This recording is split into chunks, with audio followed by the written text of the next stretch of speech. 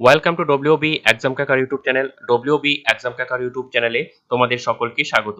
তো যারা এই চ্যানেলে নতুন এসেছো তাদেরকে বলবো চ্যানেলটিকে সাবস্ক্রাইব করে পাশে থাকা বেল আইকনটিকে প্রেস করে দেওয়ার জন্য, বিভিন্ন রকম সরকারি এবং বেসরকারি চাকরির নিত্য নতুন আপডেট পাওয়ার জন্য। তো চলো বন্ধুরা, দেরি না করে শুরু করা যাক আজকের ভিডিও। তো আজকেও কিন্তু টিচিং লাইনের একটি খবর তোমাদের জন্য রয়েছে, ঠিক আছে? তো কি খবরটি এ টু জেড তোমাদের সাথে আজকে আলোচনা করবো, তো তোমরা ভিডিওটি স্কিপ না করে দেখতে থাকো। দেখো, এখানে কিন্তু তোমরা দেখতে পাচ্ছ ট্রিনিটি, ঠিক আছে? ট্রিনিটি এখানে কি বলেছে, গ্রুপ অফ স্কুলস, ঠিক আছে? মানে ট্রিনিটি এটা কিন্তু তেলেঙ্গানার একটা, মানে তোমরা বলতে পারো সংস্থা, ঠিক আছে?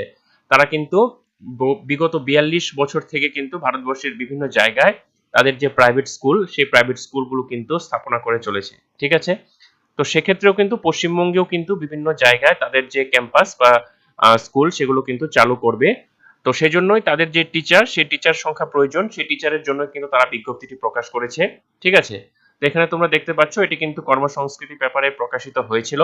তো এখানে পেপার কাটটির জন্য যে এখানে যে ছবিটা, সেই ছবিটা কিন্তু কিছুটা একটু ঘোলাটে রয়েছে। তো ঘোলাটে থাকলেও কোনো অসুবিধা নেই, আমার কথাগুলো তোমরা মন দিয়ে শুনতে থাকো, তাহলে তোমাদের বিষয়টা ক্লিয়ার হয়ে যাবে। দেখো, এখানে প্রিন্সিপাল পদের জন্য কিন্তু প্রথমেই চাওয়া হয়েছে প্রিন্সিপাল, ঠিক আছে? প্রিন্সিপাল নিয়োগ করা হবে। তো প্রিন্সিপালের ক্ষেত্রে কিন্তু মিনিমাম যোগ্যতা হতে হবে তোমাদের এমএ পাস, ঠিক আছে? এবং তার সাথে কিন্তু তোমাদের এক্সপিরিয়েন্স কিন্তু এখানে প্রয়োজন আছে, ঠিক আছে? তো এটা আমার মনে হলো, এখানে কিন্তু ডিটেলস কিছু বলা হয়নি, কিন্তু আমার মনে হলো যে এক্সপিরিয়েন্স, কারণ বিগত দিনেও যে বিজ্ঞপ্তিগুলো প্রকাশিত হয়েছে সেক্ষেত্রে প্রিন্সিপালের ক্ষেত্রে কিন্তু কিছুটা এক্সপিরিয়েন্স চাওয়া হয়ে থাকে। তারপরে চলে আসি আমি ভাইস প্রিন্সিপাল, ঠিক আছে? ভাইস প্রিন্সিপালের ক্ষেত্রেও কিন্তু এখানে কিন্তু এক্সপিরিয়েন্স চাওয়া হতেও পারে, আবার কিন্তু নাও হতে পারে, এবং এক্ষেত্রেও যোগ্যতা তোমার মিনিমাম কিন্তু গ্রাজুয়েশন হতে হবে। তারপরে রয়েছে একাডেমিক কোঅর্ডিনেটর, ঠিক আছে? এখানেও কিন্তু তোমাদের মিনিমাম যোগ্যতা কিন্তু গ্রাজুয়েশন হতে হবে। তারপরে চলে আসি প্রি প্রাইমারি টিচার। এই যে টিচার পদগুলো, এই টিচার পদগুলোই কিন্তু সব থেকে বেশি পরিমাণে যে শূন্যপদ সেটা কিন্তু থাকে, ঠিক আছে? তো এখানে থাকার কারণ হলো, তো তারা যেহেতু প্রাথমিকভাবে স্কুলগুলো শুরু করবে, তো সেই স্কুলগুলোতে স্টুডেন্ট মানে বাড়ানোর জন্য কিন্তু এই যে প্রি প্রাইমারি টিচার তাদের সংখ্যা কিন্তু ভালো পরিমাণে নিয়োগ করা হয়, কারণ যে বাচ্চাদের দেখাশোনা থেকে শুরু করে তাদের মানে ন্যূনতম বেসিক থেকে শিক্ষা দেওয়াটা, ঠিক আছে, প্রাথমিক শিক্ষা দেওয়াটার ক্ষেত্রে কিন্তু এই টিচারদের প্রয়োজন হয়। তো এক্ষেত্রে মিনিমাম যোগ্যতা তোমাদের কিন্তু এইচএস পাস তার সাথে কিন্তু ডিএলএড, ঠিক আছে? ডিএলএড থাকলে কিন্তু তোমরা অগ্রাধিকার পাবে, ঠিক আছে? তারপরে চলে আসি primary teacher. Primary teacher very very important একটা পোস্ট, ঠিক আছে? প্রাইমারি টিচারদের ক্ষেত্রে অল সাবজেক্ট যেটা রয়েছে, এবং এক্ষেত্রে প্রাইমারি টিচারের ক্ষেত্রে মিনিমাম যোগ্যতা এইচএস এবং তার সাথে কিন্তু ডিএলএড কিন্তু তোমাদের থাকলে কিন্তু তোমরা অগ্রাধিকার পাবে, ঠিক আছে? তারপর চলে আসি যেটা মিডিল স্কুল টিচার, ঠিক আছে? মিডিল স্কুল টিচার মানে এখানে আমরা বলতে পারি আপার প্রাইমারি ক্লাস 5 to 8, ঠিক আছে? ক্লাস 5 to 8 আমরা বলতে পারি আপার প্রাইমারি। সেই আপার প্রাইমারির ক্ষেত্রে কিন্তু যেখানে অল টিচারদের ক্ষেত্রে কিন্তু যেটা শূন্যপদ বেরিয়েছে, ঠিক আছে? তো এখানে তোমরা কিন্তু যেটা সোশ্যাল স্টাডিজ, ঠিক আছে, সোশ্যাল স্টাডিজ, সোশ্যাল সায়েন্স, এই বিষয়গুলো কিন্তু কভার করা হবে।